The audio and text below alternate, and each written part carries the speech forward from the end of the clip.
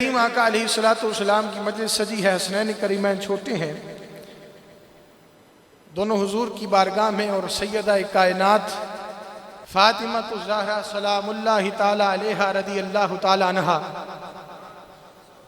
आप भी हुजूर की बारगाह में मौजूद हैं। हसनैन करीमैन मौजूद हुजूर की बारगाह में खेल रहे हैं। ये भी एजाज सिर्फ हसनैन को हासिल है कि हुजूर की बारगाह में बैठकर खेलते भी थे।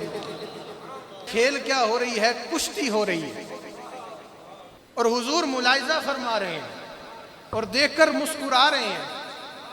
मुस्कुराते मुस्कुराते हुजूर ने फरमाया, ए हसन, हुसैन को गिरा दो।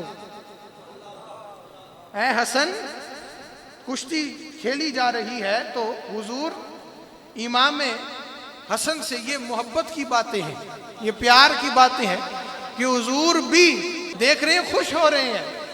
फरमाया, ए हसन, हुसैन को गिरा दो। पास सैयदा बैठी हैं, अर्ज करने लगी, आका मौला, आप हसन से कहते हैं कि हुसैन को गिराओ, हालांकि हुसैन उम्र में छोटे हैं, हसन बड़े हैं। तो मेरे आका ने फरमाया, ए मेरी बेटी शहजादी, मैं यहां से हसन को कह रहा हूं कि हसन हुसैन को गिरा दो। सामने जिब्रील बैठे हैं और हुसैन को कह रहे हैं, हुसैन हसन को गिरा।